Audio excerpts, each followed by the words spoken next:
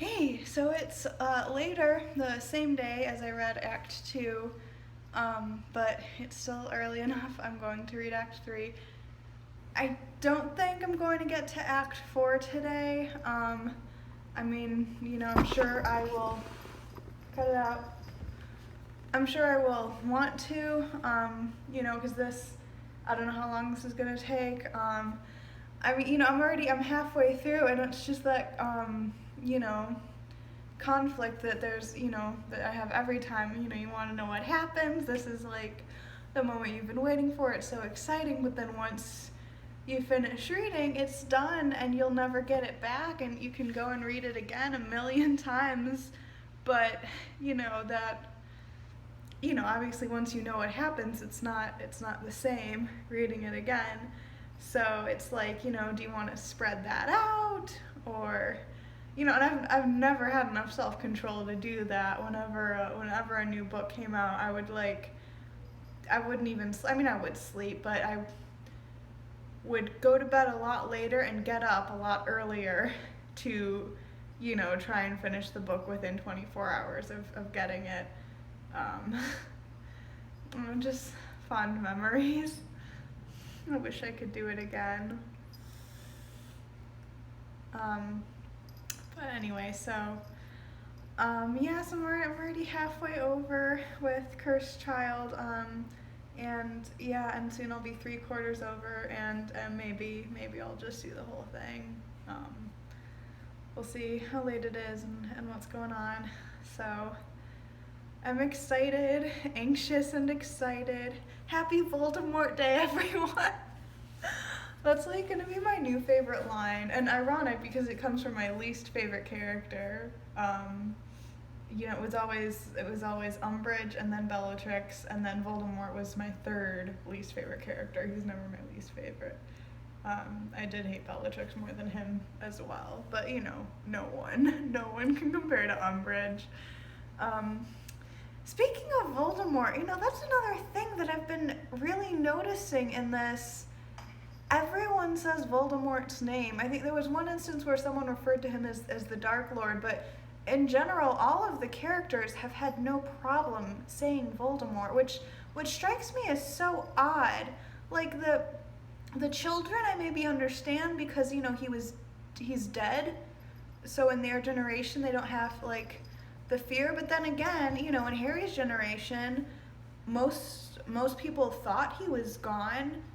There were some that realized he wasn't truly dead, but I think in general, and they were still afraid to say his name. And you'd think all of the older generation, obviously Harry and Hermione have always been okay with it, but Draco, I've never heard him say it, and considering what Voldemort did to him, in his family,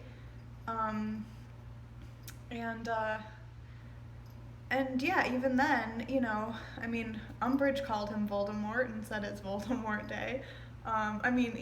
He who must not be named Day does not have the same ring to it, or neither does Dark Lord Day, although that has, Dark Lord Day kind of goes, but, it doesn't have the same punch as Voldemort Day. So that I can understand, but when he, so obviously he's powerful and, in control like he was during Deathly Hallows, only, now it's been 20 years, so he's, things are really kind of set in their ways. But when he was in power, that's how they put a taboo on the name. So why is everyone allowed to say it now? Because they, Voldemort referred to himself as Voldemort. And obviously, the braver members of the Order of the Phoenix did, but all the Death Eaters called him the Dark Lord, and everyone else called him either He Who Must Not Be Named or you-know-who. So anyway, but I don't think they've said He Who Must Not Be Named or you-know-who at any point. They've always just called him Voldemort. Everyone did. So that's just, that's a little weird to me that, this climate suddenly changed. But anyway, so let's find out what happens on Voldemort Day. No, that is not food. She's eating my cactus. No, you get down. Get down off the table. Go. Sorry. Okay, so anyway, so let's find out if Scorpius manages to fix the timeline and get his friend back. All right, so we're on Act 3. Oh my goodness. Oh, look, I'm halfway through. Actually, I'm probably more than halfway through because they said there was other stuff at the end besides just the play itself. That makes me so sad. I want to be able to start over again. Okay.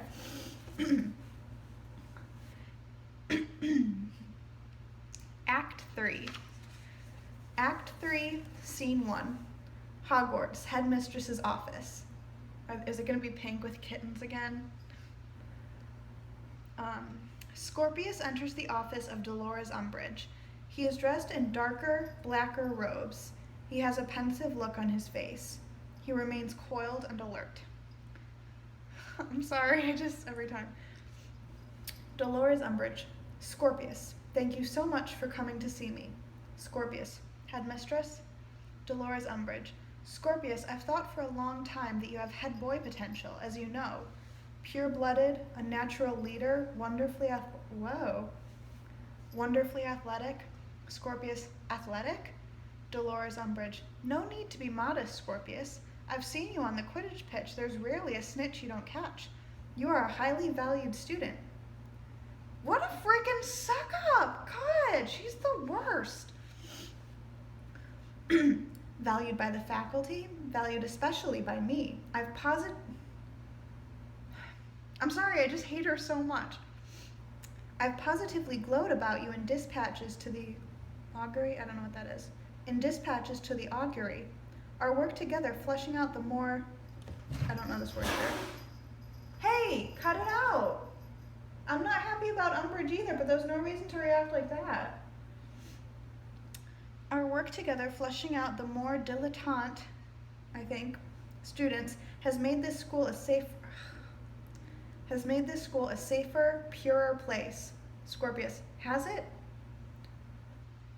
All right, so like, who is he? Is he? From what she's describing, it sounds like he's a little Malfoy, a little Draco Malfoy, like the son that Draco expected him to be.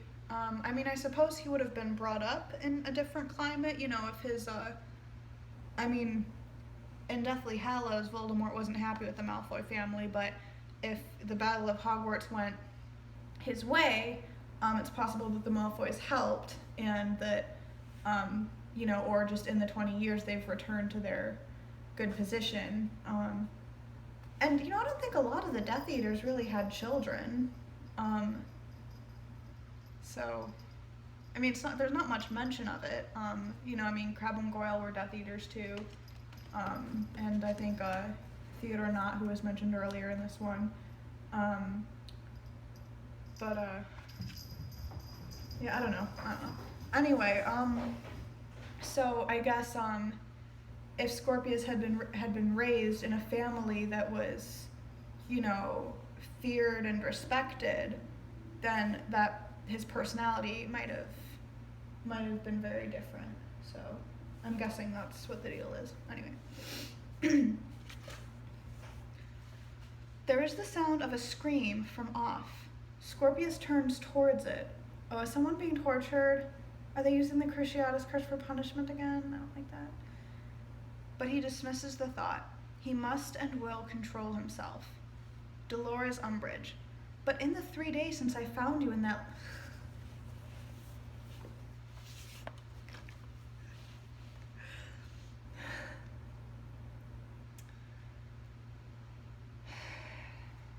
But in the 3 days since I found you in that lake on Voldemort Day, you've become odder and odder. In particular, this sudden obsession with Harry Potter. Scorpius, Dolores Umbridge, questioning everyone you can about the Battle of Hogwarts, how Potter died, why Potter died, and this ludicrous fascination with Cedric Diggory. Scorpius, we've checked you for hexes and curses. There were none we can see. So I'm asking if there's anything I can do to restore you to what you were. Scorpius, no, consider me restored. Temporary aberration, that's all. Dolores Umbridge, what? so we can continue our work together? Scorpius, we can. She puts her hand to her heart and touches her wrists together. Dolores Umbridge, for Voldemort and Valor. Scorpius. I'm sorry, it's funny. Scorpius, trying to copy. For, yes. I do adore him. He's like my favorite character, I think, of this. I mean, I like Albus, but again, there were still, like I said, there were things about Albus that I don't really understand. But Scorpius, I love him. He's Scorpius.